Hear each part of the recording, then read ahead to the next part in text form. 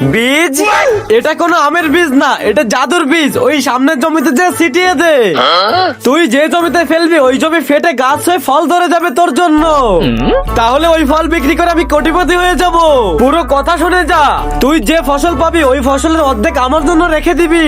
আচ্ছা, অর্ধেক তোমাকে দিতে হবে। পুরো ফসলের উপরের অংশ আমার জন্য রাখবি আর নিচের অংশ তোর জন্য রাখবি। ফসলের উপরের অংশ ওর আর নিচের অংশ আমার। তাহলে তো ওর ভাগ্যে ফল জুটবে আর আমার ভাগ্যে গাছ জুটবে। ভালো করে শোন, উপরের অংশ আমার আর নিচের অংশ তোর। আচ্ছা দাঁড়া, তোকে দেখছি। তুই যদি জিন হইস তাহলে আমিও মানুষ। আচ্ছা ঠিক আছে, ডান।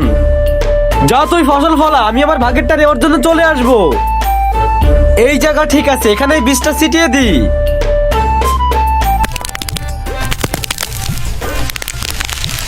বন্ধুরা, তোমাদের কাছে আমাদের ভিডিও ভালো লাগলে লাইক করো এবং এরকম সুন্দর ভিডিও আরো দেখতে চাইলে আমাদের চ্যানেলটি সাবস্ক্রাইব করো।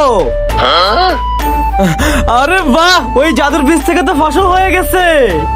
আরে বাহ, এখানে তো পুরো ফসল তৈরি হয়ে গেছে। ফসল তৈরি হয়ে গেছে বলছো? হ্যাঁ, তোর বীজ তো আসলেই জাদুকার।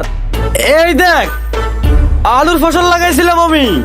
এই উপরের অংশের ঘাস পাতা তোর আর এই নিচের অংশের আলু আমার।